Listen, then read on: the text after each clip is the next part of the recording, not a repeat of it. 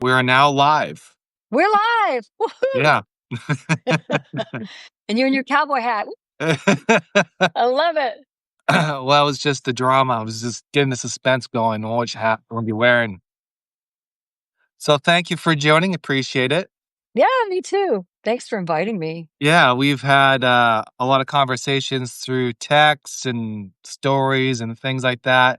So how about kind of explain who you are, what you're about, and yeah. The proverbial, who are you? What are you about? Explain it in 10 words or less. Yes. Impossible. Because, we've done video chats together and I'm Yeah. pretty dang effusive. That's an interesting question. What am I about? Well, the obnoxious answer would be about 5'4", but man, that's to distill that. I mean, seriously, John, distilling who am I and what am I about? I'm an author. I've been an author professionally since I was 14. Wow. I was really, really lucky, and we've discussed from that amazing article you wrote about me, which you totally got me, that, I was in entertainment for many years on camera, on stage, and behind the scenes as a producer. I've written tons of stuff, television, music, stage plays, being in compilations and anthologies and print articles and digital articles. And I have 3 books that came out, have come out since 2021. It's where my heart truly, truly lies. The other aspect of it is I have been for 24 years a master meditation teacher and a Reiki master teacher and a Qigong teacher and working a lot with intuition and us aligning ourselves with what we radiate, because Right. that is how we attract, by what we radiate. And I had been away from social media for about 7 years. Mhm. And then 2 years ago, I had some colleagues and friends say, hey, you need to be on social media. So I bit. And I don't want to say we've had a love-hate relationship, but I still don't get it in a lot of respects. And I felt I needed to kind of morph myself into what social media was demanding, Yeah. requesting, asking us to be, Mhm. and that whole niche thing. And I'm kind of unnicheable. So I wandered away from this love of the healing arts. I want to use the umbrella healing arts. So is that my niche? I don't know. I kind of had some diversions and some pivots and some detours, but in the last 10 weeks, I realized that's where my heart is, where I'm most content, where I'm so in the pocket. So I'm back to the future, as it were, and writing and back full force in the healing arts. So that is a long story long for you. Right. Now, your turn. Okay. So I've been writing all my life, but not really professionally. I kind of stumbled into this world. Well, I didn't really stumble into this world. I really took. I think the pandemic kind of like opened up a lot of my world, and it gets lonely when you're by yourself. And as you go through the healing process, you learn about who you are, what you're about. And a lot of times you're resorting to probably talking to yourself a lot more because you don't have any interactions. Um, but, writing and things like that. I was off social media for a while there too, but I was Mhm. on and off. Um, but writing really took off during the pandemic. wrote my first book, which is not really my first book. I've kind of like created a story, but my early work is not my favorite stuff. I think my newest stuff is probably more my voice, my expressions of who I am, and it really talks about my stories more. Um, Back then, I was kind of using more of I was kinda, like, creating stories, but not really stories. I mean, they were meaningful stories, don't get me wrong, and they're probably helpful, but I plan on going back and rewriting all that at some point Mm, into my current voice, my current way of writing, my current way of doing things, because I think they're important stories, but just need to be told differently. So, um, I'm kinda jumping into this world more and more, self-published. Uh, mm. I That's play around. hard. Yeah, I That's play around. hard. Yeah, I mean, I'm editing this book called Earned, Not Given, which has been taking a lot of my time. And this past weekend, we I had to help the community in fundraisings, or so I was kind of like spent the whole weekend. My voice is a little sore, so Mm. and I'm like, so I didn't really do much of my book, but I got to get back on that. I'm like halfway through, but it's pretty cool. It's an interesting journey because most of my books go online first, and I try Uh-uh. to give everybody a draft of what the premise would be, and then I go back afterwards, and I kinda go through the editing process, and I start editing content, and then that's the way how I write, and then now I'm kinda going back and putting adding so I went from, like, 20,000 to, like, 35,000 words. Oh, okay. Mm. So, That's a huge achievement. yeah. I mean, long term, I'd love to do this full time. This is something I really enjoy, but Mhm. obviously, I gotta put bread on the table first before that, so, yeah. But, yeah, this is where I'm it was interesting, how sometimes, I spent all my lifetime to run away from this. Mm. Do you know what I mean? Like, you kinda, like, divert yourself, you try to but Yeah. somehow or another, it always brings you back to this. Now, it wasn't quite like I always said if I'm gonna write I always wanna write a book, ever since I was young, but I didn't know how, and plus, the way I was raised didn't really allow me. Uh, uh Mm. And the way I was being taught, the way and I had a learning disability too, so, like, Mm. dyslexia. So that Oh. kinda, like, put me back. So excuse me. So that kinda, like, put a lot of issues. So I've always never so I steer away from it, but then I guess go back to 2020, that's when really just everything came forefront, and that's where yeah, so I know I'm it's sorry, I'm looking off to the side. I have as I said to you before we got started, it decided to open up and have a deluge, and I hear a lot of thunder, so if anyone hears thunder, yeah, Yeah. that's not me, it's Mother Nature.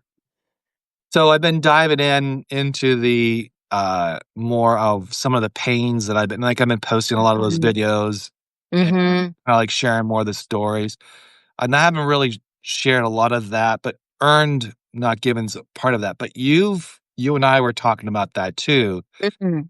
and, one of the things that I notice is co-parenting and Mm. Mm. divorce Yeah, and co-parenting, been is there. that you learn things after they're done. And you get slapped around a little bit, and you're like, "Oh, why?" So, It's better than not learning at all, yeah, well, right? it costs money in this situation, and, costs a lot of money and a lot of pain, and, when I look back, some of my wishes, if I could go back, is spend more time with my kids and less fighting, Mm. and that's Mm. probably the hardest things that I had to learn. So you've had some experience as well. So that's why thought, well, maybe we should Yeah, talk about yeah, I this a little bit mean, more. do I know? I only know a few people that have not been involved in a divorce. Most of them never married at all. And some of them without children, but Mm, it's never easy.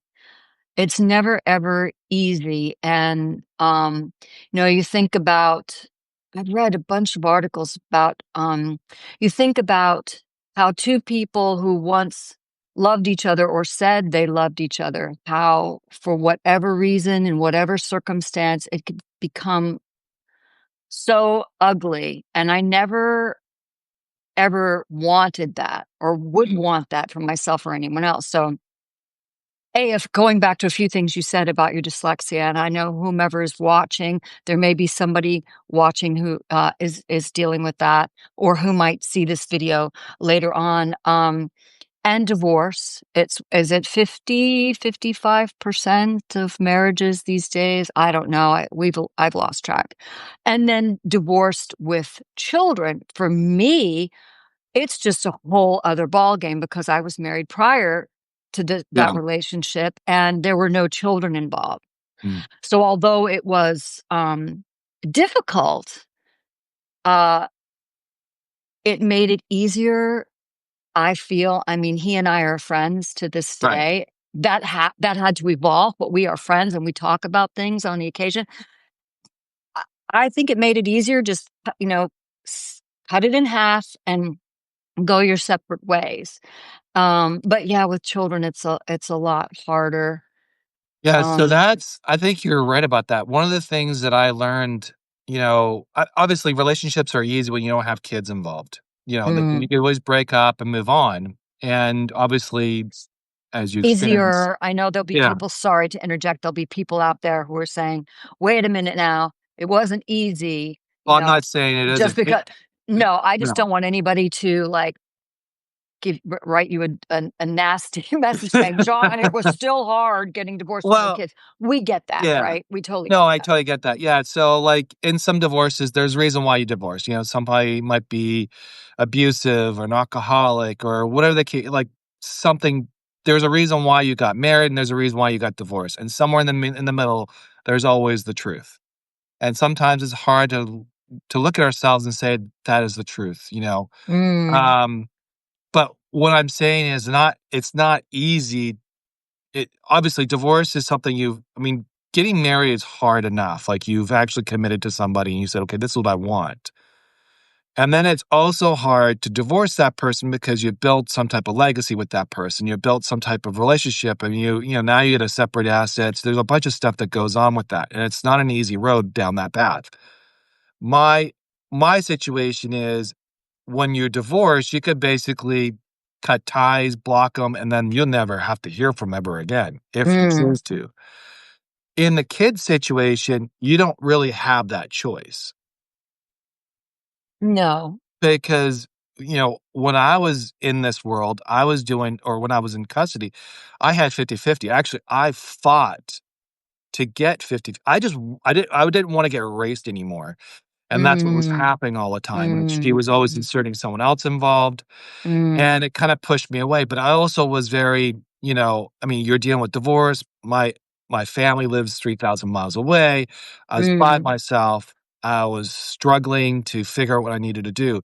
So, as I was going through the process, I was also raising 3 kids on my own on my days, and she had the family home. There was a lot more involved, but as you're trying to pull the onion apart and trying to sort the assets, you're also dealing with custody. It Some cases, I looked at some relationships where people broke off and they had a great relationship on co-parenting yeah. because their values aligned. The problem when you're divorced, you usually are not aligned for a lot of things, and one of the things is parenting. So Mm, mine was a little more accountability, responsibility, and a lot more of that type of world, which backfired on me big time mm, because she was more of the friend, and she would use that angle all the time, and she would do all um, the things that would encourage the kids to be, like, more of a friend than a thing, which is, as we all know, that is also a failed situation. That's not a good parenting because 'cause you'll see ramifications down the road, and in fact, that's what we're seeing now with my children. mm, There's psychological issues, there's trust, there's no trust with the parents. Uh, mm. there is you could building relationships with them is gonna be long and probably harder than ever. Arduous task. Well, Yeah. that's where to interject. I mean, this is called Stories, Soulwork, and Substack, and I think that's where we get to these are stories, but that's where we get to the soul work. And one of my huge mandates and my mantra is, where can I find that kernel? Where can I find that little gold leaf? Where can I find that, piece of platinum or titanium?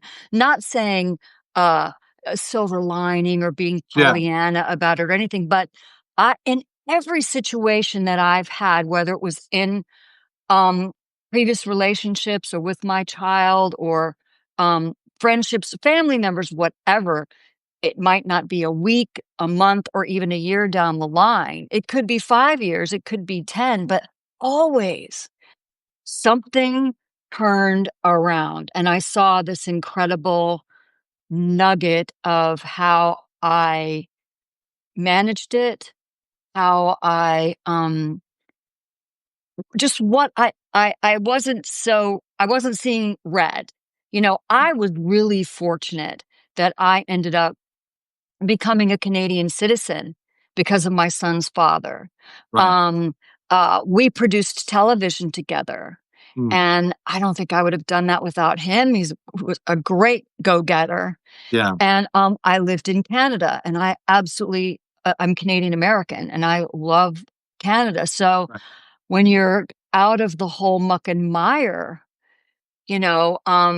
what does that look like? And I don't know if you're still kind of out of the muck, but still in the mire, or you're coming out of it, or where you are in that whole evolution of this Right. situation.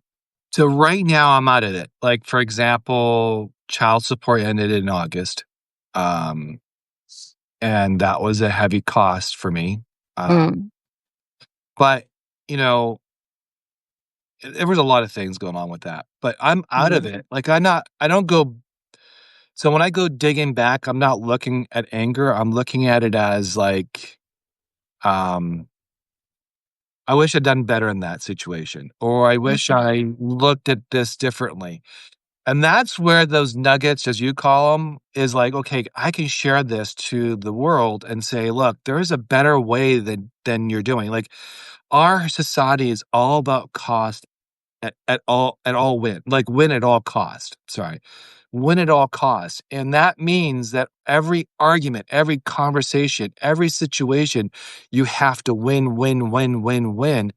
And I'll give you an example. I was having a conversation with somebody today and it didn't go the way I expected, but the conversation was me having a conversation and he was trying to convince me. And I was like, mm, your expectation in this conversation is two folds. One, you're expecting me to be confrontational. Two, you're expecting me to be this, and I'm not. I'm trying to have a conversation. So we can't have this conversation anymore. So in that conversation, he was trying to win at all costs, no matter what he dirtied the conversation. So it's mm, and I think that's what happens on social media. That's what happen with our family. That's what happens with our children. We we we put out this energy of like it's me, me, me, me, me, and that's where these nuggets are going, well, no, you can't be you in these situations. You have to think about it as a holistic point of view, is how like I saw my kids being raised by two different sets of values. mm. Well, and then you have what you're talking about with this previous conversation you had today. It doesn't sound like it was a dialogue. It No. sounds more like it was a monologue. And I think that's where we have to get our egos out of the way. We have to be willing to hear, not only listen to the other person, but hear the other person. He may have had something to say that was valid, but the win at all costs muddied that. Right. And you're attempting to have this dialogue, civil discourse with Yeah. him, and it's making it difficult because it's putting you on the offensive instead of the both of you being on level playing fields and getting your ideas, your thoughts, your opinions Mhm. um, on the record, as it were. But there was this conflict, there was this disconnect, Right. and I find those conversations really, Hard. really hard because I am all about let's find uh, one place we can talk. Let's find that one place. And if you can't find that one place, then the conversation is pretty doomed. Um, and I hear that from a lot of people. We cannot find any common ground. We can't find one topic that we can discuss that even if we're not exactly in alignment, we can still have that conversation. Right. And I have been having to let go, I mean, really heartbreakingly, of people because they're not, woo, that was a good one. They're not willing to either, let's meet halfway. Can we just agree to meet halfway? Nope. No way. We're not going to do that. And I'm like, but that's not who I am. That's not who I endeavor to be. Does everybody, I don't care who they are, dig their heels in on some topic or subject at some point? Sure. But I'm Well, not on every single but subject. not on every single subject. So if you are in this circumstance where you've got roadblock, roadblock, roadblock, then I mean, what did you do? Did you just say, "Look, this isn't working," Right. or "I really honor what you're saying. It's not in we have no cohesion right now, and I think that the best thing would be is for us to just, end this conversation and maybe we can pick it up at another time." Optimum word being maybe, because sometimes you can and sometimes you cannot. And that's the other thing, learning and discerning that difference. Because I've been able to pick up conversations after misunderstandings, Yeah. after someone was in that, what I call halt, hungry, Yeah. angry, lonely, tired situation. And I'm like, let's halt this right now and let's come back to it at a later date when we've had Right. rest, when we've had food, when we are, because I would like to be here so you don't feel lonely, the L. But I'm not sure I can do anything about the hungry, angry, or, or tired part.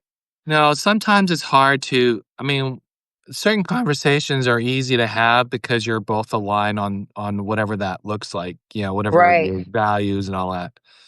Um, but when you have an off situation, and it could be in every single relationship, what happens is we get stuck in our little world, and it happens all the time. It's not a perfect situation, but what happens is in that when so the conversation ended is like, we're gonna agree to disagree. And it's not best to continue this conversation because it's not gonna go anywhere. You're obviously, in that conversation, that person says, "Well, you're not listening to me." Well, I said, "Well, let me understand what you're saying. You said this, and this, and this. Is that right?" "Well, yeah, but that's not quite what you understand." "Okay, well, then tell me what you understand," and just regurgitated the same thing. Mm, And that really happens in a lot of our situations where someone's arguing the sake of arguing rather than just saying, you know what? They might have a position here. I mean, like, I use this, and I don't mean this to be diminishing, but I believe there's like three levels of conscience. okay. There's a low level, which is always a victimhood conscience, which is the lowest. And I don't mean this to be level. I'm just talking about what I see. And I think there might be the fourth one. Mm, And then there's an ego, which is a conscience of ego where you just dominate. And what happens is you're always battling with the victim and ego. You're always going back and forth. And it depends on, and that's where you play with the majority of your life. As a child, you always play this ego victim. Parents play that. And then there's like this, I wouldn't say like an awakening moment where you start to realize that playing the ego and playing the victim is not good for you health wise and life and spiritual. hmm And I think there's also a higher level of conscience where it's just more of like a higher calling, but that's like reserved to like Buddhism and those like Jesus and people like that, where if you really or a saint or so, if you're really walking those at that level, then everything below is not a problem because you just realize that. And one of the things you say to yourself is that no matter what happens to you, everything is meant to be good for you, bad or Mm, good. And that's when you start realizing that life is more than just these little arguments and these conversations and all this pull back forth. mhm, And that's where I think you see that in every single relationship where you see those type of players. And I think not everyone strives to have that conscious level of up here. They're stuck in their little ways, and that's the way it is. And it's playing a box game where everybody plays in a box. And if you get outside that box, you get punished, you know? And if you play in that box, you're always playing small. You're not playing in a bigger value. So, but when people actually elevate their consciousness of who they are, what they're about, and find that inner spirit, like most of us start to realize who we are, then that box breaks open. And I think a lot of people play in that box because they're afraid to open it. And mm, one of the things I wish I one of the things I came across, somebody, I can't remember who it was, who said, "Learn your why fast. The quicker you learn your why, the quicker you are on your journey of a higher purpose." mm. Interesting. Well, 2 things, hopefully I can remember the 2 things. First, you said with the conversation with the other person, you did get to a point of agree to disagree because that is at least that is one level. I mean, I've said people have said to me, "Oh, it's 2 steps forward, 1 step back," and I'm like, "You're still 1 step ahead." Yeah, So, if because it's not always the case, even in a situation like that, that you can get to an agree to disagree point right. at all. It just becomes a complete, disconnected mess, and you just have to cut it off and say, "We are just not on the same Well, wavelength right now." I said, I said, "We're gonna agree to disagree," and the other person wasn't happy with that solution, so it didn't really matter. No, I had to mm. put it out and moved on, so Oh, it okay. wasn't a very it wasn't a very easy it was talking about it actually was talking about leadership and Oh, communication, okay. and my thing to that person was, "You're exhibiting a lot of," so the situation was, I wanna get too deep into it, but, yeah, Oh, there why was not? That's why people are here. it was a situation where he needed to his influence wasn't good, and he wasn't a strong leader. So what happened Mm, was he was with 5 or 6 people around, and I was doing something completely different that was more mm, focused on a different area of the business per se. mm, And he kept coming to me and pulling me into his issues because he couldn't resolve it himself, so he kept pulling mm, me in. And the 4th time I said, "Well, if I'm not able to do this, are you gonna do it?" And the answer was no. And I said, "Then mm. why you keep pulling me in there? You are a leader. You need to exhibit leadership. You And need to be learn solution and be oriented. solution Yeah. oriented. Mhm. And if you can't do that, then step away and let someone else handle it." Mm, And mm, his argument was, well, he was being influential. And I said, "Honestly, you're not." I said, "The concern that I would have with you is as you move up the ladder in this corporation, how are you gonna lead when you're not gonna if you're saying you can't influence anybody?" Like you did people put things out there and then they're living that prophecy. Like, "I mm, can't do that because of why? I'm not a leader because I can't influence somebody. So I'm gonna quit." And so my response is, well, okay, you don't have any solutions because you don't want to create any solutions. You exhibit you can't influence anybody because you don't want to influence anybody. And you keep saying you're gonna quit. So then why would I trust you? Why would I would even come to you? And how can I help you when you're already halfway out the door? And the interesting thing is that we are influencing people all the time, consciously or unconsciously. We influence the person who is at the cash register at a store. Um, we're just radiating influence all the time. And in terms of, you were talking about consciousness, um, when you're not ready Mhm. to, or you don't think you're struggling, or you don't think you've got these consciousness challenges, and you're just out there living your life, until but you're still getting negative interactions Right. and reactions, until such time that you are ready and you're able to look at yourself. The hardest thing for anyone to do, and I'm sure people have heard this before, is to look at themselves in the mirror Mhm. and say, yeah, I have this drawback in my personality. I have this idiosyncrasy that's not just quirky and funny and interesting and unusual. It's actually detrimental to me or detrimental to others. That is so hard. And that takes me to, and I'm sure a lot of people have heard of the Hawaiian Ho'oponopono prayer. And okay, the Hawaiian Ho'oponopono prayer, and this is the hardest thing people do, is you can do this with a partner, but you also can do this with yourself. You look at yourself in the mirror and you say, I love you. I'm Oh. sorry. Please forgive me. Thank you. And try to do that facing a partner. If you've had a child, a partner, a friend Right. you've had a disagreement, you're not seeing eye to eye. It's so hard and you're so vulnerable. And saying that to yourself is so vulnerable. So we're talking about him not realizing the influence he does have, and then also not ready to have a different kind of consciousness.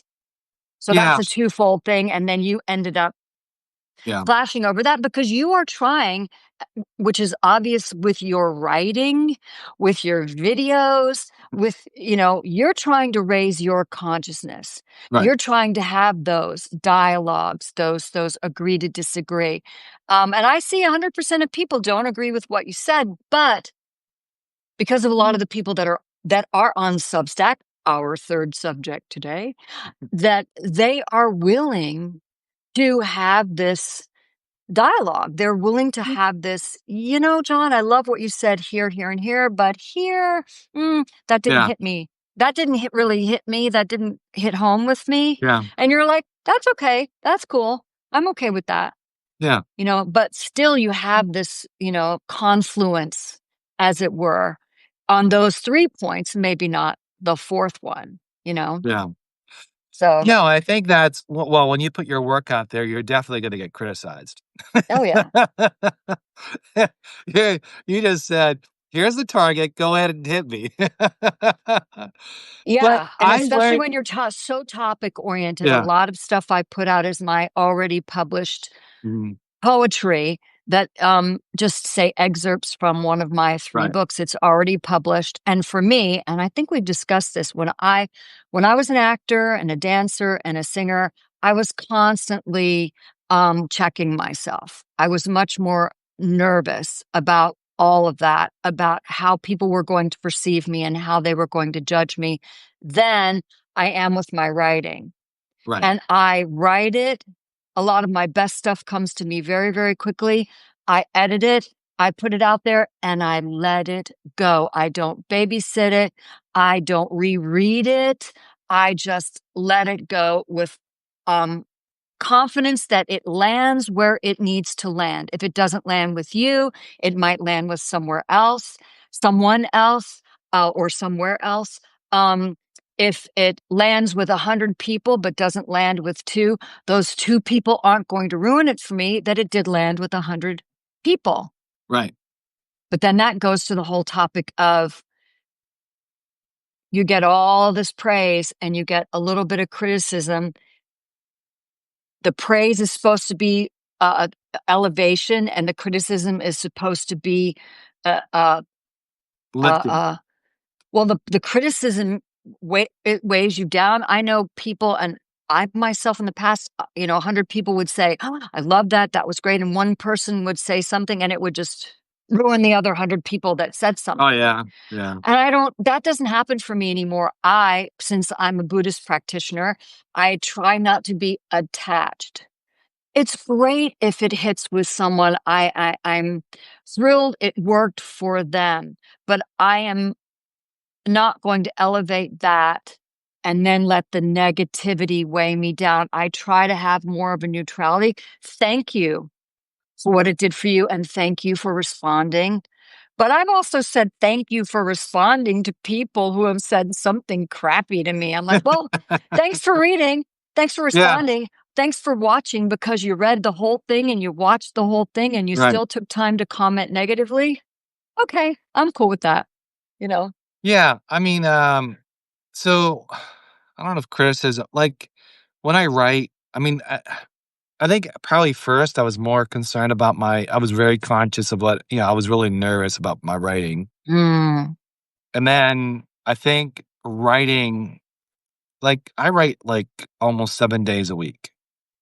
And I post I'm scheduled out. Now I gotta catch up a little bit here, um, but I write constantly. I'll write 3 or 4 stories a week, and then I'll post them in their future stories. And then sometimes I totally forget about them.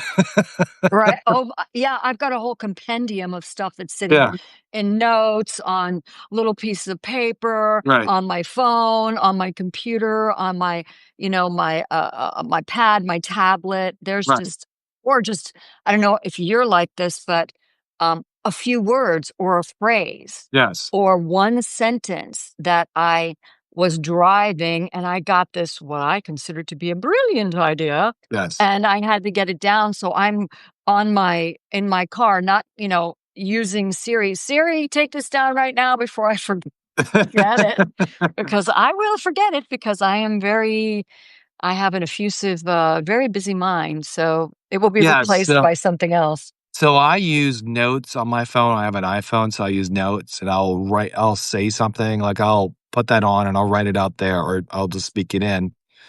And then I look at it next day or something like that, or a couple hours, or I go, "Okay, I'm gonna fix this up." So, like, you'll see, like, a picture and maybe a comment that I'll make. Yes. Those are really just me just coming up with ideas and just Kind of spitballing them out. just Yeah. channeling it. Yep, yep, yep. And it's Mhm. always like 3 or 4 sentence, because I just don't wanna write and then someone says, "Well, it's very poetry." And I was like, "Well, it's not really poet. You kinda need, like, you need more than just a few words." Poetry is anything you want it to be. When I teach poets, I say, you know, look at the haiku. 3 sentences, 5 syllables, 7 syllables, 5 syllables. Senryu, which is related to haiku, but it's different. Same thing, 5 syllables, 7 syllables, 5 syllables, 3 lines. So powerful. I've seen one sentence of poetry that has knocked me on my butt with some sort of aha moment. And some people don't want to label themselves poets. Yeah, I'm a novelist. I write articles. I write fiction, nonfiction, or right. whatever. But um, don't label it poetry. Label it paddling up the Mississippi. I mean, who cares?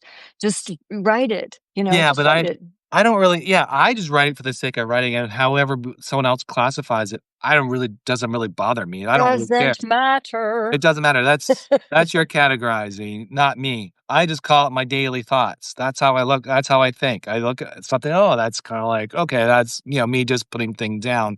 Right. Um, so yeah, that's sort of like me freeballing or freestyling, more or less. Right. It's kind of like, but I do have a few, like, I'll write something and I'll put it together, or I see a picture and I'll try to, like, oh, I kind of like that, or I may come across a song and I pick something up, and it's just really it's just something so easy for me to do, just kind of like figure it out, and then I post them.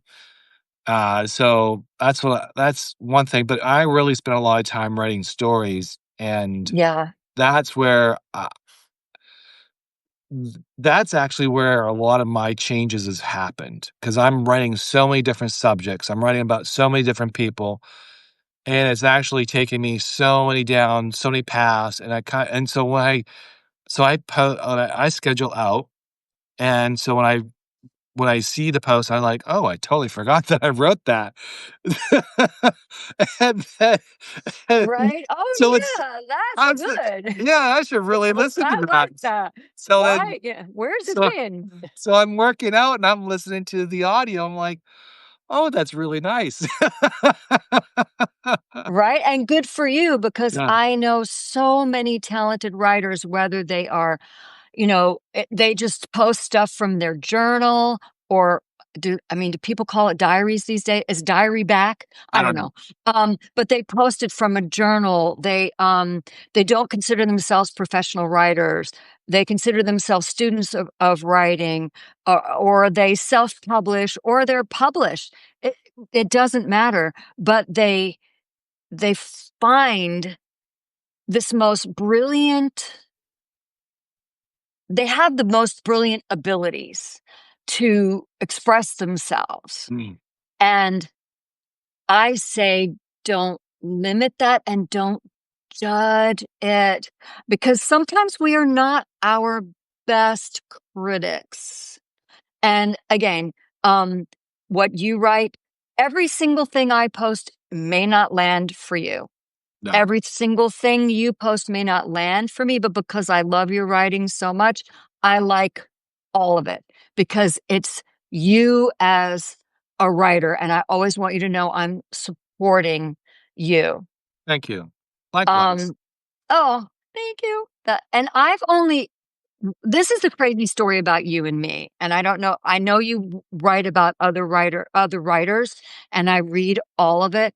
How we ended up I hadn't hardly been on Substack for maybe 2 weeks, and you connected with me. And then you asked me, "May I interview you?" I'm like, "What's this guy about? I don't know."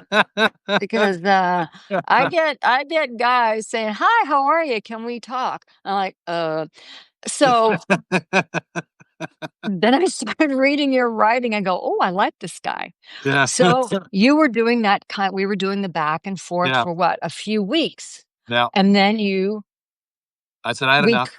Yeah. we co-wrote, you said we're Yeah. co-writers on this. And I thought that's excellent because we've both discussed how people will take what you've said, Yeah. what you've written, what you've put out there and make it their own and take the credit for it. And I hope that doesn't happen to anyone out there because, and I'm sure it does. It's happened to me multiple times Oh, as a yeah. television writer, as a poet, as an article writer. It happens. It It's happens. yeah. You just have to be aware. But, even my husband, when I gave him the final, uh, article, wasn't even draft, it was locked, said, "Yeah, he gets you." And it's to have someone who's only known you for 5 weeks get you, see you, and that was what I said, "You saw me." And I find that to be a rare thing, uh, other than amongst people who've known me for an extended period of time, Right. that a veritable stranger sees me. And my husband said, because he writes like you, he has similar emotions to you, Mm. and he expresses himself similarly to you. You're not the same writers, you're not the same kind of writers, but he expresses similarly to you. And Right. that engendered trust between me and you, Right. for me with Yeah. you. And I think that's the ultimate honor that you can bestow on anyone, is saying there's trust there, because there, in this day and age, there's a lot of reasons not to trust people. Well, thank you for all that. I appreciate that. But, It's true. I didn't really think of that way when you first said, "Well, what is this guy doing?" Right? I'm like, "Yeah, that kinda is weird." Just out of the blue, I'm messaging her and I'm like, Yeah, oh, I'm like, yeah. "Yeah, that is weird." Um Upon reflection, Yeah, exactly. yeah, I'm like, "Yeah, but that's it what it." worked out, right? I Yeah, mean, it yeah. worked out. So in the Yeah, best way. but if you saw my questions, I was honing into to who you were. If you kind of go back to that, because we did it on chat, we're kinda going back and forth, I was able to Hmm. ask questions, Hmm. and through those questions and kinda get to know you, that's where I kinda like, okay, I got in the end, I said, "I think I have enough here to move forward with the story. Mhm. Um, and my writing is not, I don't say it's, I think my writing is more choppy. It's a lot more, has a rhythm to it. People say it's more poetic. Um, There's that word again. yeah, more poetic, but mine's more, I think I'm, because of dyslexia, that's why I do it that way. Yeah. Just keep it simple, you know, basically just kinda like, "Okay, here's a subject, here's the response." Just keep it boom, boom, boom. Just keep it steady that way. Yeah. Because I don't really have more than maybe 5 words or 6 words in a sentence, maybe a little more than that. Mhm. It's usually 5 or 6, Mhm. 5 or 6, a little bit of that. And I've also noticed that's easier for readers because they're not sitting there and reading this whole paragraph that continues on. It's like, "Oh my god." I mean, I A big, long paragraph, and you're right, honest too. You're transparent, and that's the one thing that, if people were to read the 3 last books that I had published, right. they would get to know me. Yeah, oh, okay. They would know me, I did buy your and book. you did, well, thank you. But yeah, people would know me by reading these 3 books because I didn't set out to, I'm going to be honest. I'm going Right. to be transparent. I'm going to be vulnerable because that's a big buzzword now. Be vulnerable. Be vulnerable in your videos. Be vulnerable in what you write. And I don't know, I don't tell everything. I don't talk about everything, but in terms of, as you can tell, I'm pretty effusive. I'm pretty energetic. It's just who I am. Yeah, It's too much for my husband in the morning, but, it's just who I am, and I honor the human condition, and yeah, I honor and respect people, and I love interacting and connection, real connection, not false bravado or this, I tell me about yourself, and when yeah, it's basically just a sales pitch to, further whatever the other person is doing. right. Oops, I lost my light. But, hold on just 1 second, and then there was no light. Uh, so, wait just a second. 'Cause I'm in the dark because there's, so much, usually I'm using, there we are. Usually I'm using my, the light from my window, which is just perfect and gorgeous, but it's lightning and thundering and full of clouds. Anyway, where the heck was I before that rude interruption? Anyway, being honest and being Yeah, vulnerable. Um, you're like that because we have life experience. Copious amounts of life experience, and I just was um able to allow myself to say, as a healing arts master teacher, that I am in the echelon of an elder teacher. I mean, I've been teaching for going on 25 years. okay. I've been studying and practicing all these healing arts and my working with intuition and working with the law of radiation for 34, almost 35 years, when I was a mere child. So, it's pretty ingrained in me, you know? And but I'm sure with you, I'm like, I got all these thoughts. With you, you can spot false modesty and false vulnerability and false transparency from a mile off, Mm, just because of what you've been through. And I'm the same way.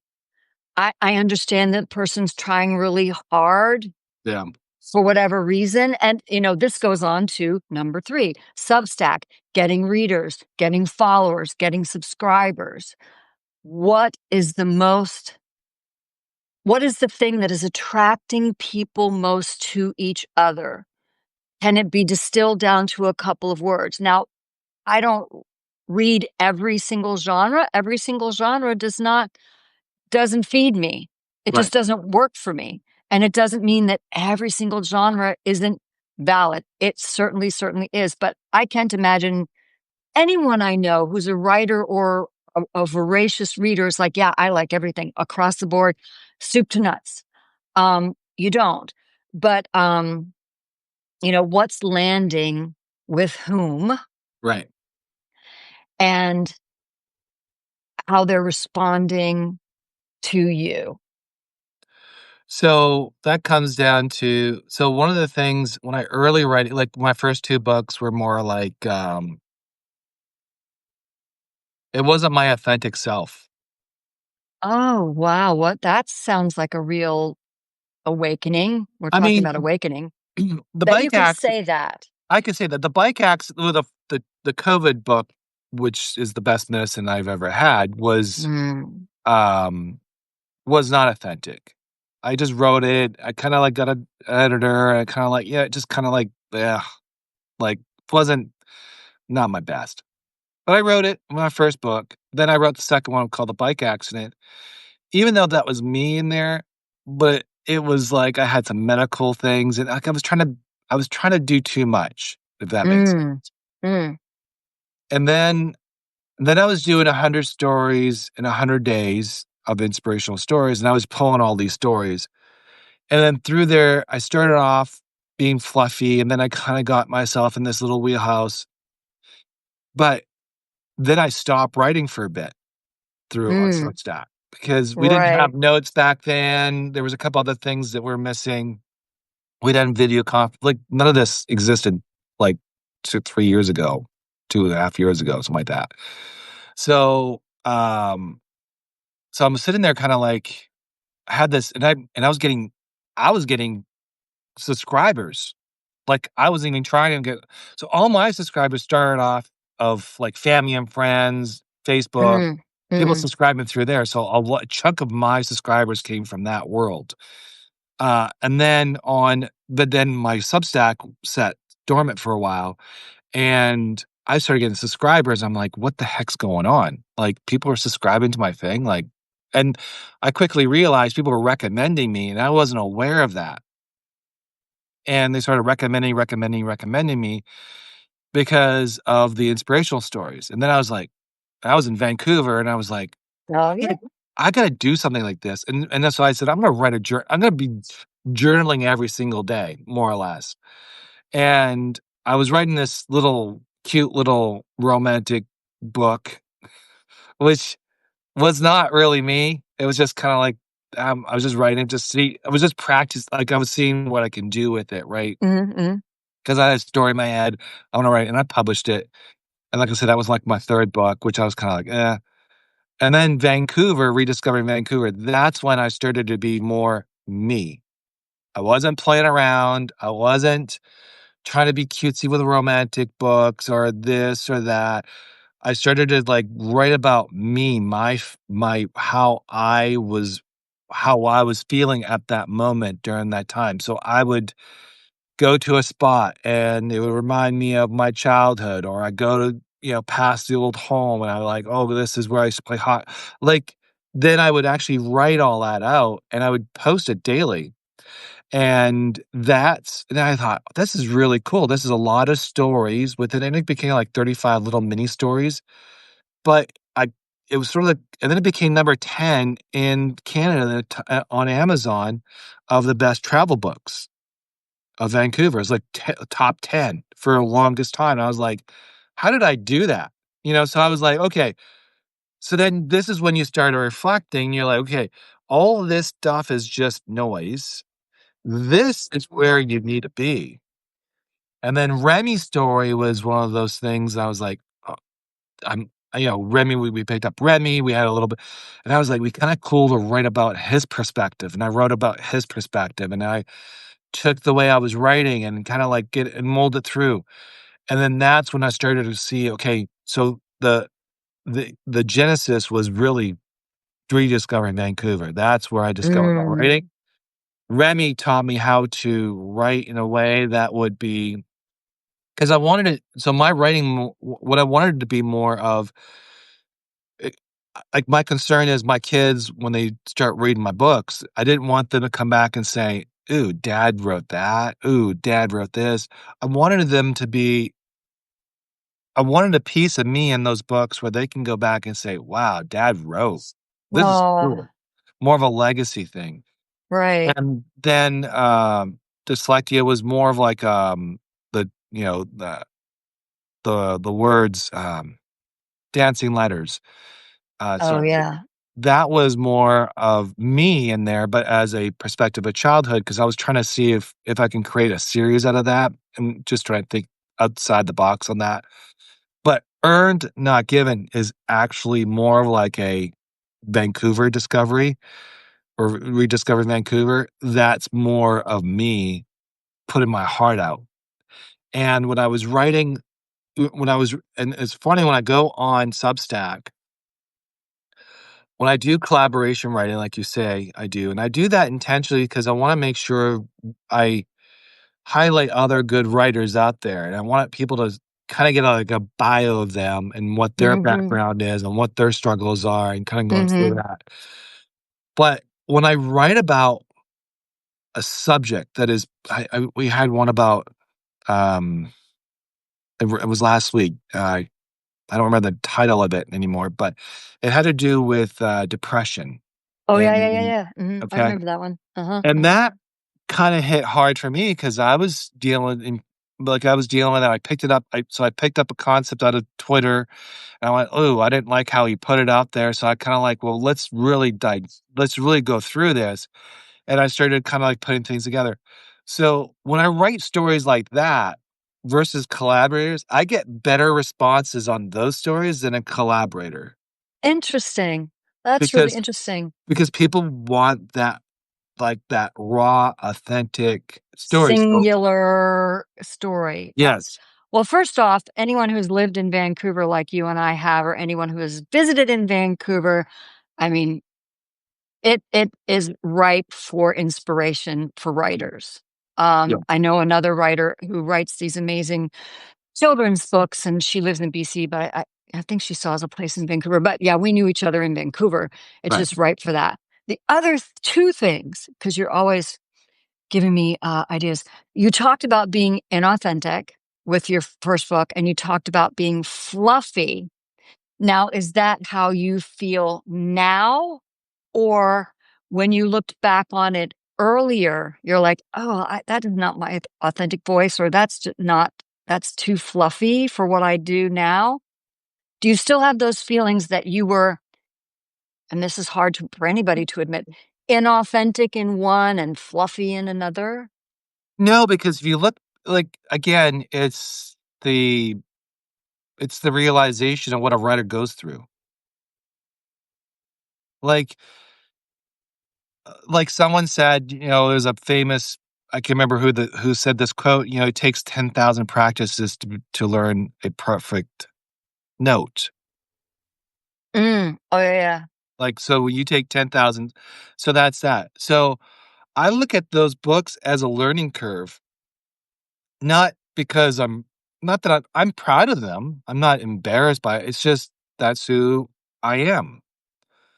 And you kinda see the evolution of John Rinaldo in the writing, the author. "Oh, he wrote this, this is not really," and if they sell, they sell, I don't really care. That's why I'm kinda going back to those and think, "Okay, I gotta really, really consider how to write those out better." Because it'll be a better voice because I think now rewriting them would be better for now, because it's again, when I'm looking at, on Substack, I'm getting a lot more hits on the singlers than I do on the collaborations, and then some collaborations are kinda cool because it depends on how I do it. Now, as I move forward, I'm writing to like, I'll write about a collaborating, and then I'll write about the next day, so there'd be 2 parts. I'm kinda Yeah, doing that's that what you now. did with the article with me. You put your Yep, own what you personally got from our conversation, which I loved that kind of wrap up because it made it in, exposing the world to this other person, you also wrapped it up and made it personal. right. How it affected you personally made it personal for you, which I think is quite smart. Just for your own, for your own. And, think about it. Like I said earlier, I don't reread anything I have written. I put it out there. I might post it, and as I'm cutting and pasting, or even if I retype it onto Substack or wherever, I reread it just because I had to redo it. But I don't revisit stuff because I just don't feel that any kind of criticism on my part is going to help me at all to second guess myself, or to say, oh, you should have used this word instead of that word, or, that sentence sounds so stupid and cliche. No, I'm just like, you did it, you put it out there, and it lives on its own. And I think that's the reason I'm Yeah, I'm able not to going not. yeah, but I'm not going back to those books kinda like saying I did something I should have done this, done no, I'm kinda Oh, going back okay. and saying, "I can be better at that." Oh, okay. Like, there's a better version of that book that's not been told. That's how I'm thinking about that. Like a total Like a rewrite using the total topic rewrite. or the subject? Yeah, Total using the rewrite. same Yeah. topic, but a total Rewrite. rewrite. Because I think about writers like, okay, well, Stephen King but if he ever goes back to the beginning, and says, "Wow, I am so not happy with that book, but I wouldn't rewrite it," or that is not, and we evolve.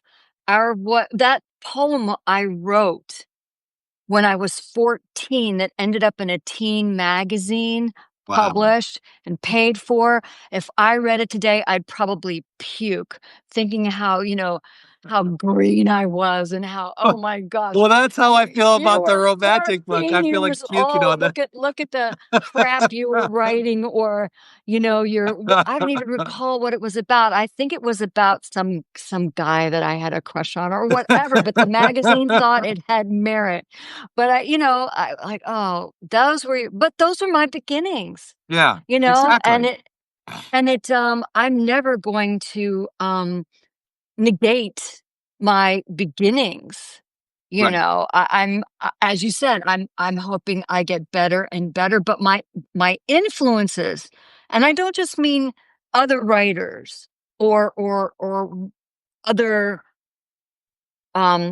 movies or television, or historic figures or whatever. I'm just thinking about the life I've lived so far and the life I'm living, and what my influences are now, and how I'm living my life, and all of this energy and people, places, things that are in my realm, as it were, how they are influencing me. And I get asked all the time, "Who's your biggest influence as a writer?" And I'm like, nobody.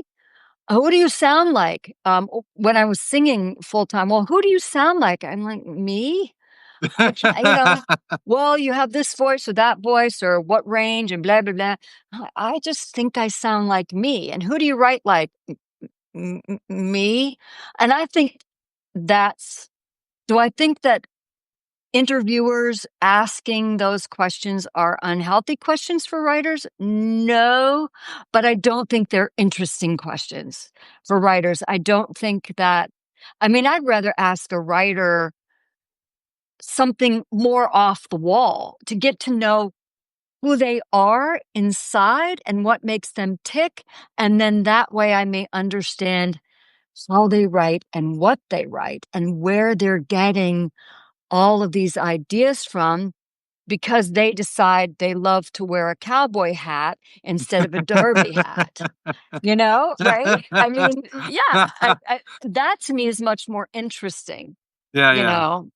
And I'll have, because of the nature of what I do, and people know I've been around for a while, and somebody will start a conversation with me. It's usually a younger guy on social media. "How old are you?" And I'm like, first off, my age is the least interesting thing about me.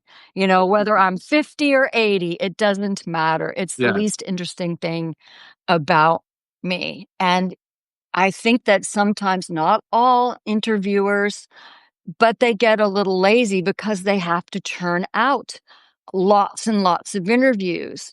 And maybe they think that these particular answers are what readers want to hear. Okay, maybe ask a few more of the stock questions, but then let's Dive delve in. down, because then you'll have people when they're interviewed come out with these answers that you're like, oh, they're just messing with that Yeah, interviewer. yeah.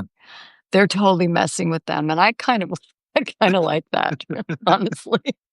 So you raised some things there that I was, like, thinking about. So, one of the things we just to kinda go back, like, I love The Lost Generation, which is the 1920s in Paris and all that. That's sort of, like, my favorite period of art, because I think Mm, that was, like, because you had painters, writers, sculptors, you had entertainment, all that in that genre there. But, am I influenced by them? Sort of. Am I right like them? No. They have a completely, a completely different way of writing than I do. Um, so just to kind of go back, like those rewrites is more of my authentic self, and it could be a better story coming out of there. That's what I believe. If it's true, that's fine, and that's because of how I see the world today. if it's true for you, then it's true. Yeah. So I don't think it's like me diminishing my early work. It's just me. It's like I paint. So one of the things I do is sometimes I repainted a canvas one time, and because I didn't like the way it was laid out, and I repainted something completely different. And back, I didn't know that was popular because I was a new like starting paint. Like I didn't know that in the past. Like if you go back to history, they always repainted their paintings because they had canvas was very sparing, all that kinda stuff, so that was thing. Mhm. But the other thing that I think is important to know, so there's always rewrites or there's always rework, but one of the things back to my early books, I was writing for my family and to my friends, kinda like being protective, like I was protecting myself, so I was playing small in the box, Mm. and, like, so I that analogy, we come back with that little box. So I wasn't going taking a risk. So I was trying to protect. I was trying to like, okay, just don't like, let's not say that. Let's not say this. Now it's open. The box is open. So I'm not writing like my social media content is not for my family or or friends. That's not the audience that I'm talking to. I'm talking to the audience that resonates with me. I resonate with them. And that's why I keep telling keep speaking your truth. Keep speaking with what you have inside because, being vulnerable or being whatever, no, just be you. Don't try to be more than just that. And so when I do my little videos about the single father, the divorce and all that, they're they're kind of canned speaks, but they're pretty truthful. 'Cause I don't wanna get too specific, it's not about blaming another person, not blaming about this, it's just me being truthful to myself that there was issues that I created, that there was certain things that I did, that I could have been a better person in certain situations. Could have been a better father? Absolutely. Could I done less of the arguing and more of this? Absolutely. Because every time you do an energy of any kind, it's always gonna be directed towards that if you focus on it, right? So the more you Mhm. focus on it, you're gonna drive. Mhm. And I think Mhm. that's where writing becomes more of where is your focus? Where are you? Because if you look at my history, like, okay, those are fluff books. Those are not really authentic and all that. But where was my focus in those writings? They weren't really about John. It was really about pleasing other people. And when you start Mm. writing for yourself and you start putting things that are very authentic and very real, I think that our society is very hungry. I mean, because we have a lot of reality TV shows, we have a lot of this fluff in our lives, and we have all this stuff that people really want authentic, real people. like But real I will stories. interject here is that reality TV is not reality in No, no, general. that's what I I mean, mean. I did a pilot for a reality series and it was Yeah, you interviewed, say that.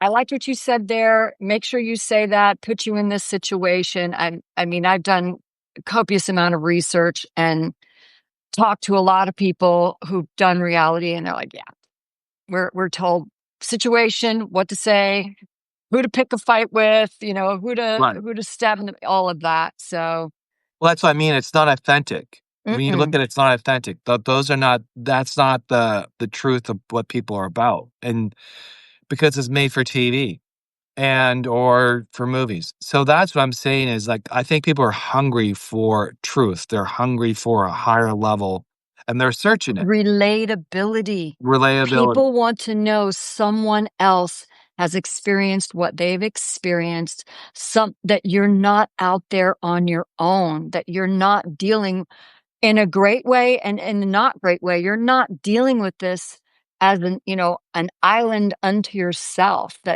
Right. someone else, even if it's one person, has experienced, seen, done what you have. And it makes you it helps you feel seen and not alone. Right. We are in an era with more television, more streaming, more options to be on a screen, and we are lonelier than ever across the world. Well, I have to agree with that. I mean, there's no. Yeah, and yeah. I mean, I totally get it. I understand that. Maybe it's because of those screens. Maybe it's because it's just one on one. I'm just looking at a screen, but a few people do gather to watch a screen. But yeah, we're just really lonely people. Yeah, looking for connections outside I guess connections are easy behind a screen than it is in person. You can be Um, anybody you want. You can yeah, be anyone you want. You can project any person you want to project, and you don't have to be authentic. You don't have to be genuine. You can just create this, you know, uh, pseudonym in terms of a name, but you can create this mask and be that. oh, And absolutely. Yeah. who you create, you think is so much better than who you really, really are. Well, that's why I started decided to do these videos because I want people to see me as a different because I don't wanna be hiding behind a name. I Mm, wanted people to be understand that I'm more than just my words, that there is mm. action behind them, but more importantly, that, I also wanna create, some content that helps people because people are more some people might be visual, some people might be, reading, and I love Substack because it gives you all those options. And you're right, when you look at the community, you can pick the community you wanna be in. Now, we're in literature, most of us, Mhm. but even in that community, that's why I'm open to restacking people, promoting Yeah. people, all that stuff, because at the end of the day, it's not helping me, it's just helping the community. And my reader might be completely different than your reader. Like, they may resonate with you more than they resonate with me. And it's not affecting me. I'm gonna lose that person regardless down the road because they might get tired of how I write, or they might find something it's offensive. Okay, that's fine. It's up to you, whatever, Silly. I you hear know. writers who've got hundreds of thousands of followers have been, what they say, bold enough to speak their mind, and they'll even say, "I posted this and I lost 1,000 subscribers." I'm like, Yeah, it happens. "Oh, well, but you are still speaking, you're still saying what you need to say, how you need to say it, and when you need to say it." And that's talking about authenticity and being genuine. That's the most authentic and genuine thing you can do. Right. And not fear that when we write for everyone, we write for no one. If we're trying, y- Exactly. there could be one thing that you say, one word that offends someone. You're not going to take that word out. Right. because one person decided that particular word offended them. You're not going to do it because then you will be editing and re-editing. Every time someone says, I didn't like that you said that, or that word, or that sentence bothered me, offended me, triggered me. Oh, I have prime example. So I was, as you know, I write, collaborating, and I was collaborating with this one person. I see And I, hearts. That's so sweet. Margaret, thank oh, you. thank That you. was so sweet. Life smile too. Thank All you. right. And we're just sitting here having a Yeah, chat, and I see people we see you. We really see you. We're so happy you're here thank and you. are really grateful that you're wanting that we have anything to say that might be of any value at all because sometimes we're just screaming into the void. And if you have a question, please feel free to ask. Yeah. But Yeah. the one I was like working with somebody, and I was writing their story, talking about rewriting, and it was like gonna be posted in about a month or so, scheduled to post, and it was a female, and she was victimized and all that, uh, and just her story is sad to begin with, but there was a lot of truth in there that I wanted people to read about because it was a good story to Mm. be told, because there's a lot of other people out there that coulda resonate with that person.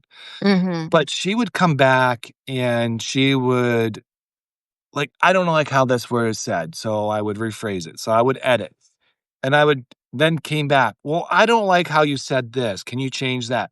It was like this back and forth, and I was like, "Why am I dealing with somebody who's not ready for that story?" And the moment you compromise what you're writing for someone else is the moment you dilute what other people are reading and getting something from. Right, Uh, I know a screenwriter who he's fabulous. He's really fabulous. And in the beginning, he was hiring more people to read his scripts and he was changing them and changing them and changing them. Even though he'd put them into competition, he'd be a quarterfinalist, a semifinalist, a finalist, but all these people who were supposedly more in the know of how to get him to sell his screenplay.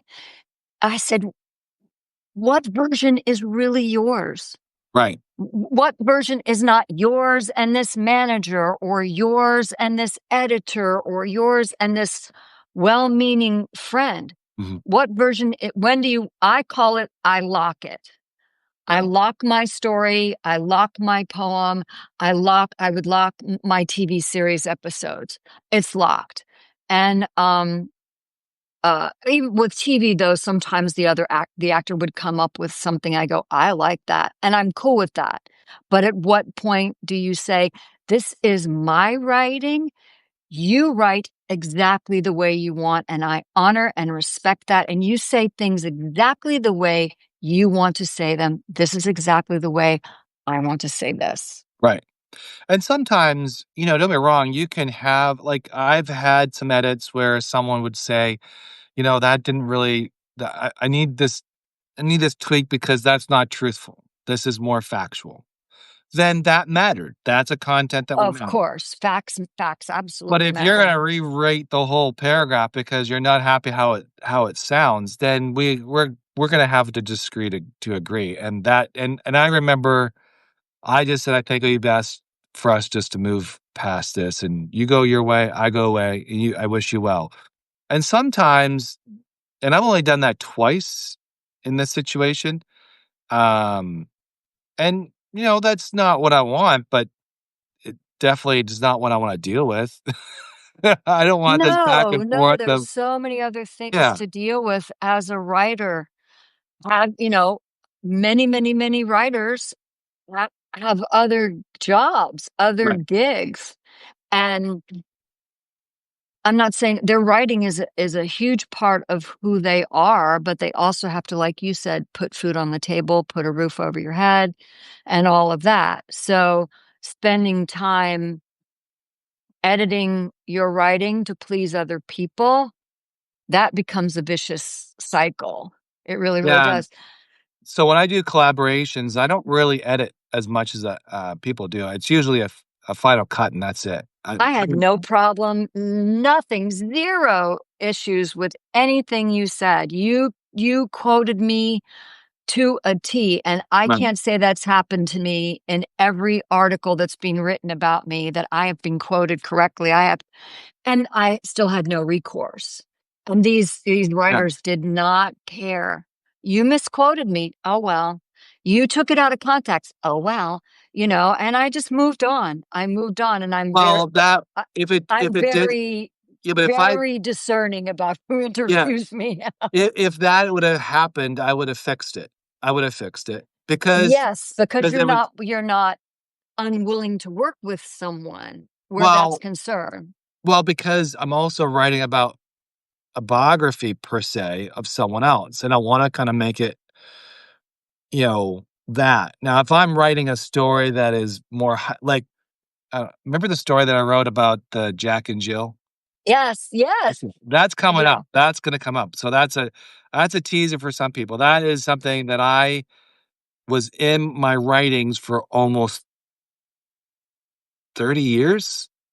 Oh, That's wow. been around for 30 years, and, that's something that is something I created out of my imagination, and the way I came about it, it was like it was but the so it's a teaser for everybody, and I'm not gonna spoil the content because you gotta read it, but that's where that story, I'm not gonna change the content or the theme. I would make some edits to make it stronger so it has a little more of a, like, "Wow, I didn't expect that because when your response was, "I didn't expect that."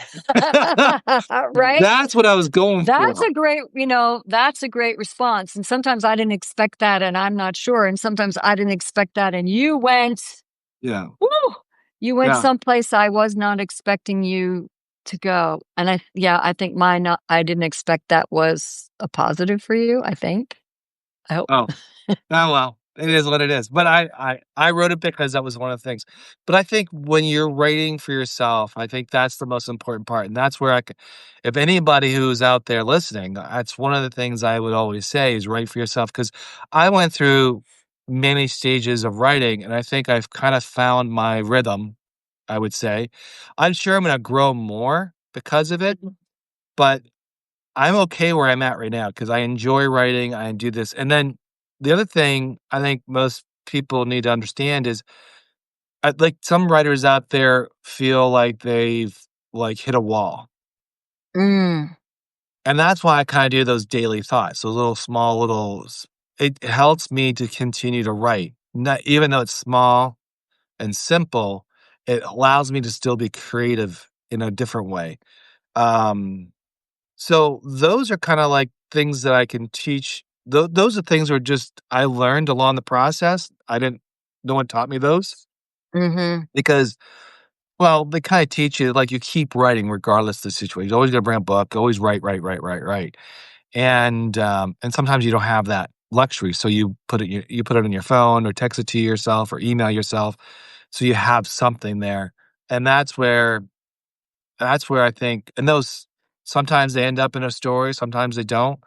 Mhm. Or I might pull something out of the story and because there's a great quote or great things. But I think when you're writing, you really gotta stay true to yourself, but also keep writing as you write. Because if you stop writing, you're gonna hit those blocks because, like, for example, when I stopped writing on Substack for a couple months, it it was a painstaking starting back up because it was a practice. Because Yeah, that's true. You got out of the rhythm. got out of the rhythm, you stop writing, and all of a sudden you're struggling for words, you're struggling for how this is gonna like, you're struggling with ideas. It started to become a challenge, and once I got back in the rhythm, it was a different story, and it was like, "Oh, okay, this is where we need to go." So, yeah. Yeah, and talking about writing for yourself, I know there, are probably some gig writers out there, and I've been a gig writer myself, I wrote for Organic Wine Magazine and for other magazines, and, hopefully you can put some of your voice in there, but ultimately you've been hired to do a job, and the publisher editor wants it to look and sound a certain way and have certain information. But ultimately, in your personal writing, and maybe in your gig writing, they may love your voice so much and the way you say things, you're able to just use your voice. It's not just information. I 100% agree. The moment I stepped into that, after having written television for someone else's voice, and that it is the most fulfilling. The journey is finding what that voice really is in the big picture. A friend of mine, we were together in New York City a few weeks ago, and we were sitting having matcha and sushi because we both love that. And he said, you know, what it comes down to is signal versus noise. So, what is your signal that is not a part of the noise? Your unique signal, your unique voice that is, the cream rising to the top, the wheat from the chaff, because there is so much duplication. There's so much noise out there. People hoping that they will really hit it as an influencer or go viral, whether it's with their writing or with their videos or whatever, with a lot of duplication and a lot of trying to replicate other people's success when Oh, a, yeah. a Yeah, yeah. lot of times your originality, your signal will um, be heard outside the noise, but you have to stick with it. You can't just try it a few times and give up. You have to understand it's a process. I keep getting messages. Understand it's a process and understand it takes a while for people to find you. Yes. And then it takes a while for the people to find you who really like or love you. And you really have to have a lot of determination and dedication and motivation to doing that Mm. and be that signal. Yeah. And I'm excited. I really love working with younger people a lot. They come to me with a lot of their own wisdom. I mean, it's pretty crazy how I mean, it's not crazy. I don't. It's not a demeaning thing at all. I'm in awe of you that you have at such a young age achieved um, Mm. so much wisdom, and I think that's an art in itself because Yeah. they're listening and hearing. But yeah, talking to me. Okay, this isn't working. That's not working. And I gave this up and gave that up. I said, There's a lot of competition out there." When I started at a young age, I mean, there were what? Several billion less people on the planet, and social media did not exist. Yes. So you had to go about in different ways to be seen and be heard, but your unique voice, your individual voice was easier to get out there just in those parameters. Yeah. I mean, yeah, that makes sense. I mean, like you look at writing today, like I don't consider myself as um, an expert writer. I'm more of an amateur writer, more or less. That's how I look at myself. But I'm new to it, like maybe 4 or 5 years into it per se. Um, but I think when you look at I read a lot of content. I read a lot of people's stories, and I do Mhm, restack them and all that. mhm, Um, there's some really good writers out there, and there's some not strong writers. I would say that, and they're learning to come over, overcome their challenges. And I could read who's struggling and who hasn't really helped craft their stories. Like, I mean, you get to read so much, you learn. But there's some I picked I found this one writer, she's young, I think she's from Holland, mm, and she's funny, charming, and her writing is so light and easy and so reflective. Like you're saying, some of these kids have some major wisdom, and she's really funny. and just a good, funny, good-hearted person, and that's the type of reader that I'm looking for, because really that's what my content's about. It's that wholesome, good writing. It's not yeah, they're a little bit a little bit issues, but it's usually tilted in a way that there's some type of solution or there's some type of way out or there's some answers to that issue. And that's who I really resonate to people more and more is people like Mm. that. Because Well, it's, she sounds like she's gifted, and that's the thing. There are some writers I've come across that think writing is just easy peasy. It's just I put down any words that come to my brain in an order, just express myself, whatever I'm going through, and now I'm a professional writer. And I know that I know I feel, maybe I don't know that there's still dues to be paid yeah, in as a writer. yeah, Just like there's still dues to be paid as an actor, singer, dancer, classes, study. I have mentors and I have teachers, and I've been at this a really long time, but there's always someone who knows more than I do that can open more uh, doors of comprehension for me, help me be a better writer. Um, but a lot of times because people see that, you know, YouTubers have a million followers and they're monetized and TikTok and Instagram and I want to be, you know, famous and an influencer and go viral because it looks so easy. And there are a lot of people that it just happened, and a lot of people who bust their butt for those things to happen. It's a formula. It's more formulaic. They have worked out a system to become that overnight yeah. success or influence or that have that virality. But I'm not looking to like, when I do my content, I'm not looking to impress anybody. In fact, I mean, don't get me wrong, it'd be nice to get some views and some likes and all that because it kinda, like, validates your work, you know? But I do notice, though, when I do the small little videos on TikTok, I get a lot more hits on those than I do on anything else. TikTok, yeah, I was on TikTok. I'm not And on it anymore, but I mean, it's all about yeah, the visual. but even on,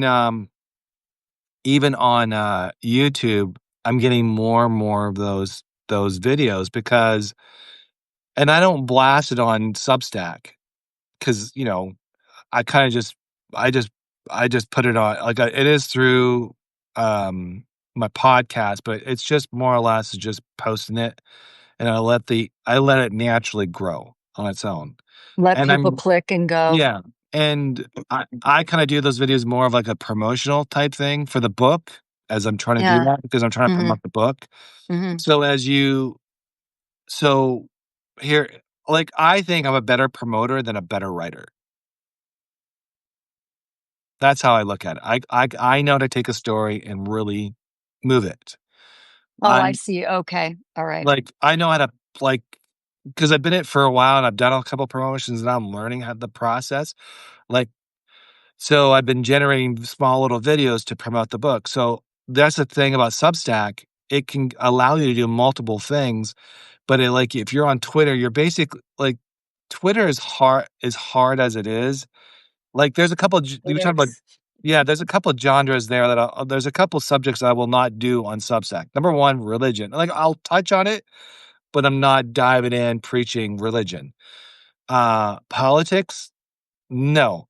That is my safe haven. You're not gonna do that there. Like, we'll go like, I don't wanna do even on TikTok, I don't do that. But, That's a quagmire. no, it's just people chase down the and talking about noise, that is noise.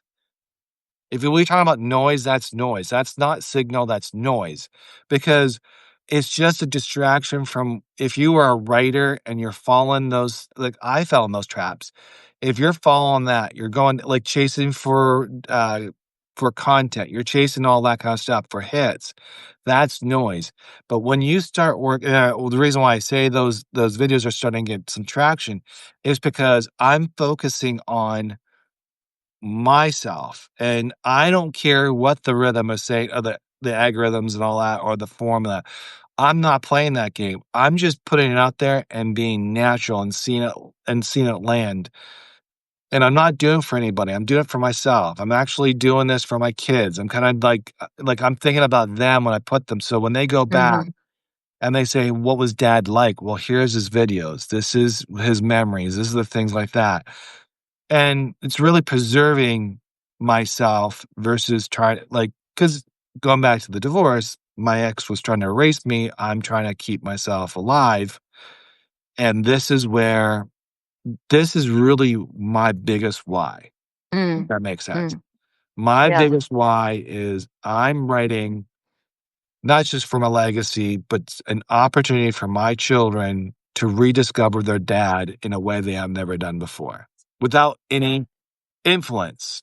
They'll be so happy, I would imagine, as time goes on to have that piece of you because I have very little information about either of my parents, in terms of their history and, where they come from. I've had to piece it together from my research and of the 1 or 2 people of my entire lineage directly that are still Yeah. alive, and one person is my 90-year-old cousin, and, she's been able to give me some information about, where I came from, what my heritage is, what my lineage is, and I'm really pleased, very, very pleased about that. The only other thing I have to tell you is that I'm my battery's dying on my It's phone. okay. That's all right.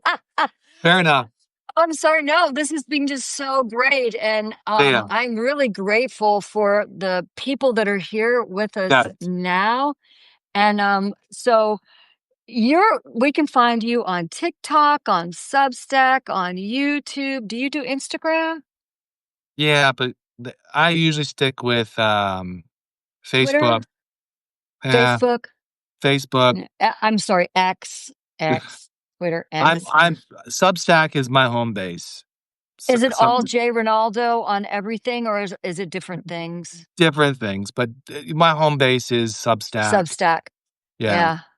Well, I'm KaZ in the world all over the world, on YouTube, on LinkedIn, on Instagram, on, Substack. I love Substack. I'm telling you, like I said, I've been there 2.5 months, and it's not the Wild West out there. It's kinder and gentler, and, I still am not figuring. I'm not. I've released trying to figure people and things out. I'm just letting it inform me. Let it come to me, and let it inform me instead of trying to mold it to my will, bend it to my will. I met 2 women recently on a private, not a private. I mean, their interviews on YouTube, but they both said, given the genre of what they do, one of them just started talking on Instagram. Now, the subject is quite interesting. She's called That Glasgow Witch. And the other one did the same thing on TikTok. She's a Celtic shaman. Yeah. And they just put it out there.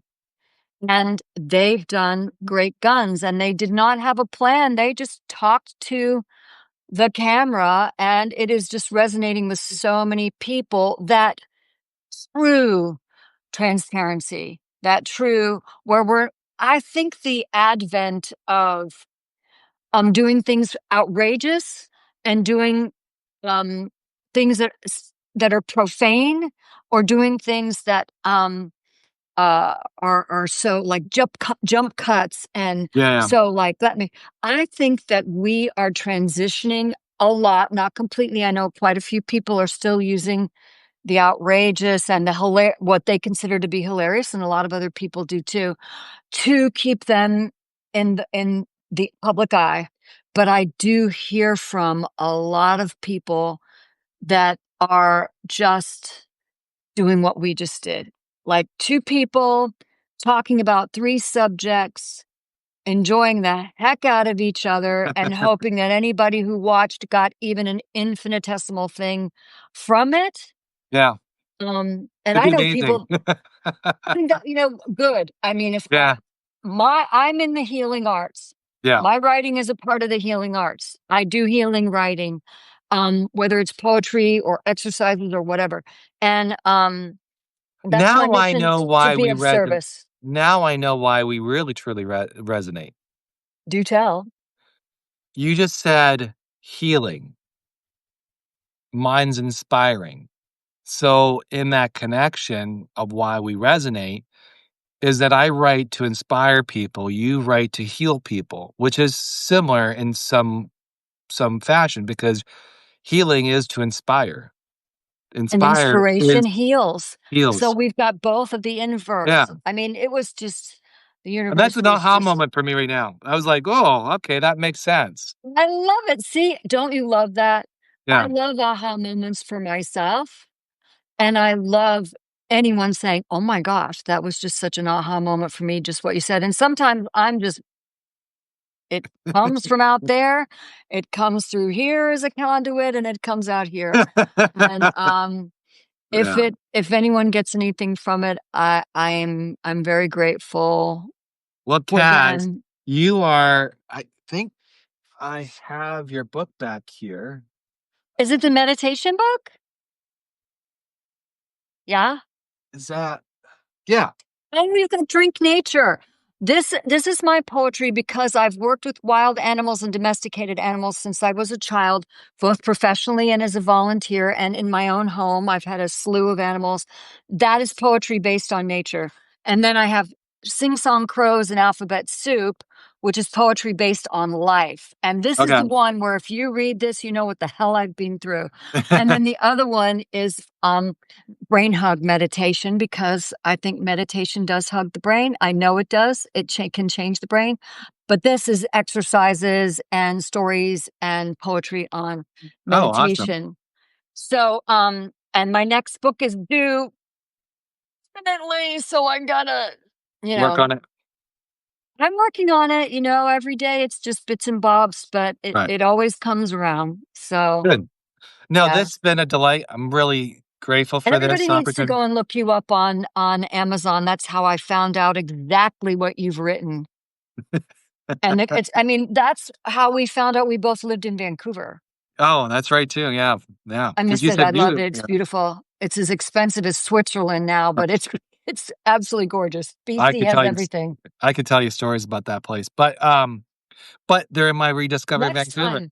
No, but Next they're in my time. book, in my Rediscovering Vancouver. Oh, No, well, there just you go. Buy his Rediscover Vancouver if you have any curiosity about it. But yeah, I'm sure you and I are so effusive. We have to do Yes. this again. Yes. Yes, we have I was just thinking about that, honestly. I was like, "Wow, this is we should really try to do this again." I knew it. I'm psychic. No, You're I'm just healing. intuitive. You're healing, I'm inspiring. I get Oh, it. this has been so much fun. I hope anybody who's been with us from beginning to or came in the middle or the end, I hope you had fun too because I've Yeah. had a blast. Well, thank you. Thank you. Likewise. Appreciate All it. right. Alright, take care. All right, you be well. Thanks Thank you. everybody. Bye-bye. See Thank you. ya. Alright, See ya. bye-bye, everybody. Bye.